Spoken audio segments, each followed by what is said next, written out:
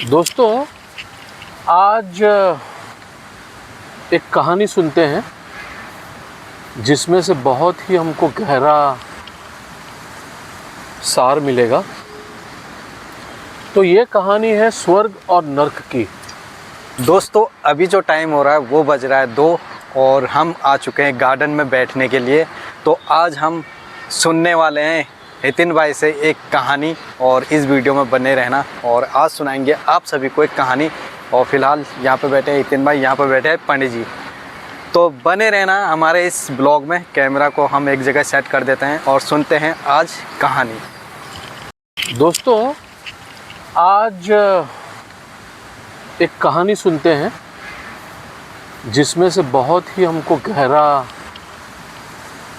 सार मिलेगा। तो ये कहानी है स्वर्ग और नर्क की। तब एक इंसान मृत्यु पश्चात गया चित्रगुप्त जी के पास।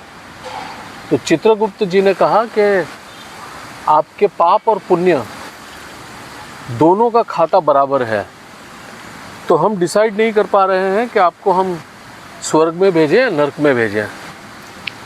तो आप ही डिसाइड कर लो कि आपको कहाँ जाना है, स्वर्ग में जाना है या नर्क में जाना है। अब वो इंसान बड़ा चतुर था। उसने कहा ऐसे नहीं, मैं पहले दोनों जगहों का मुआयना करूँगा, उसके बाद जो मुझे ठीक लगेगा वो मैं निर्णय लूँगा। तो चित्रगुप्त जी ने कहा ठीक है, हम आपको अलाउ करते हैं। तो बोला कहाँ, पहले आप कहाँ जाना चाहेंगे? तो इंसान ने कहा कि मैं पहले नर्क में जाना चाहूँगा। लंच का टाइम हो रहा था। चित्रगुप्त जी ने नर्क का दरवाज़ा खोल दिया। बोला जाइए, आप पहले नर्क में मुआयना करके आइए।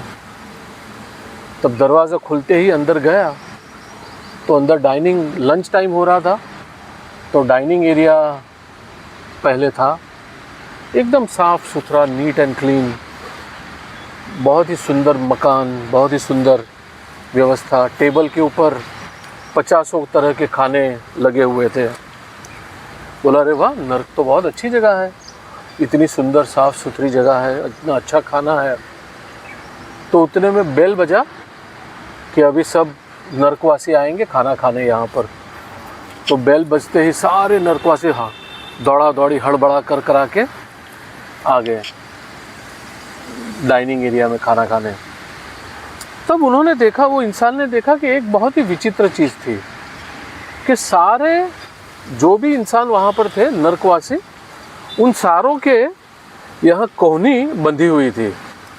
ऐसे एक लकड़े से या जो भी स्टील की प्लेट होगी या जो भी होगा, कोहनी बंधी हुई थी। तो उसके वजह से आप कोहनी को मोड़ नहीं सकते थे। आपकी हमेशा जो कोहनी है वो सीधी की सीधी ही रहेगी। सारे नर्कवासियों का यही हाल था।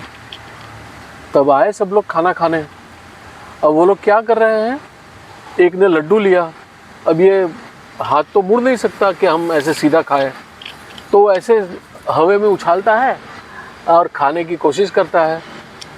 हार्डली कुछ मुंह में आए, बाकी सब नीचे गिर जाए। ऐसे ही कोई रोटी को ऐसे हवा में उछाल के खाने की कोशिश कर रहा है, कोई दाल को उछाल के खाने की कोशिश कर रहा है, कोई सब्ज़ी को उछाल के खाने की कोशिश कर रहा है। मतलब अगर आप देखो तो बेचारे 5% भी खाना खा नहीं पा रहे थे। और सारे नर्कवासी एकदम दुबले पतले, सब हड्डियां दिख रही है, आंखें एकदम अंदर घुसी हुई, बहुत ही वीक, लाचार और बीमार दिख रहे थे। उतने में लंच टाइम ख़त्म हुआ। लंच टाइम ख़त्म होने की बेल बजी। देखा तो पूरा डाइनिंग एरिया गंदा गंदा गंदा, क्योंकि सब दाल गिरी हुई है, सब्ज़ी गिरी हुई है, रोटियां गिरी हुई है, सब लड्डू गिरे हुए हैं, सब नीचे गिरा हुआ है। और गए तो देखा तो कोई वहाँ पे नर्कवासी ठीक से खाना नहीं खा पाया।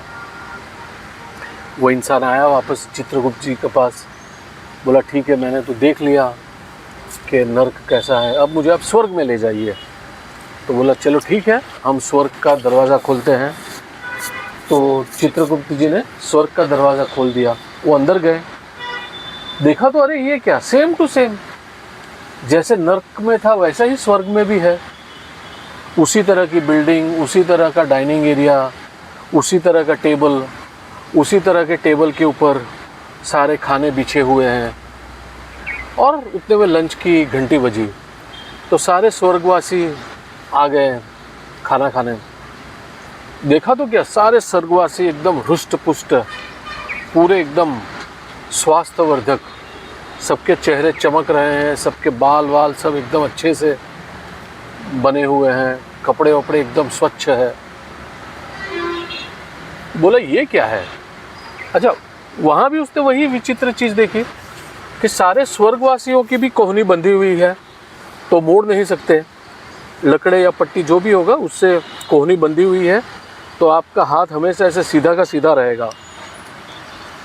तब लंच टाइम हुआ। अब यहाँ जो स्वर्गवासी थे वो बहुत ही शिस्तबद्ध पद्धति से एक दूसरे के सामने सामने बैठ गए। मैं यहाँ बैठा तो मेरे सामने दूसरा स्वर्गवासी बैठ गया।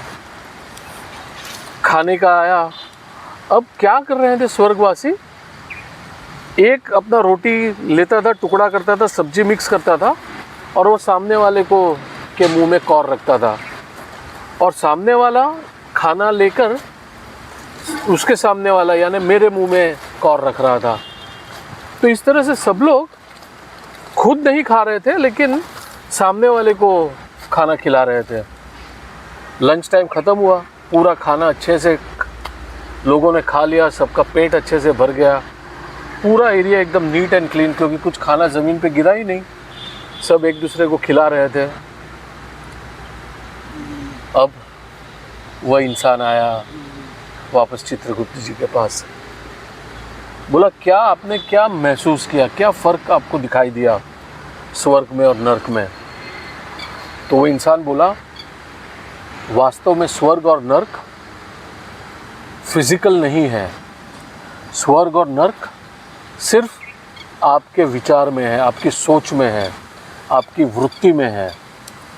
नर्क वाले सिर्फ खुद का सोचते हैं कि मैं कैसे सुखी हूँ, मुझे कैसे मिले, और स्वर्ग वाले दूसरों के बारे में सोचते हैं कि दूसरे को हम कैसे सुखी कर पाएँ। तो दोस्तों, आज की कहानी का सारांश ये है, स्वर्ग और नर्क यहीं पर है। अगर आपकी सोच सही है, अगर आपकी वृत्ति सही है, अगर आपके विचार सही है, तो आप ऑटोमेटिकली स्वर्ग में ही हैं। और अगर आपकी वृत्ति सही नहीं है, आपका विचार सही नहीं है, आपकी नीयत सही नहीं है, सिर्फ स्वार्थ से भरी हुई है, तो फिर नर्क भी यही है। तो स्वर्ग और नर्क सिर्फ हमारे यहाँ पर है। आई होप ये कहानी आपको बहुत पसंद आई होगी। कमेंट में ज़रूर से अपनी फीडबैक दीजिएगा, और पूरन भाई का शुक्रिया अदा कि उन्होंने अपने चैनल पर हमें इनवाइट किया। ओके दोस्तों, स्वस्थ रहो, मस्त रहो, व्यस्त रहो। जय सच्चिदानंद। बहुत बहुत धन्यवाद, नितिन भाई ने इतनी अच्छी कहानी सुनाई है हमें स्वर्ग और नर्क की। तो कैसा लगा वीडियो आपको कमेंट करके ज़रूर बताना, और चैनल को सब्सक्राइब कर देना और वीडियो को लाइक कर देना। फिर मिलते हैं एक नए वीडियो के साथ, तब तक के लिए जय हिंद, जय भारत, जय श्री राम।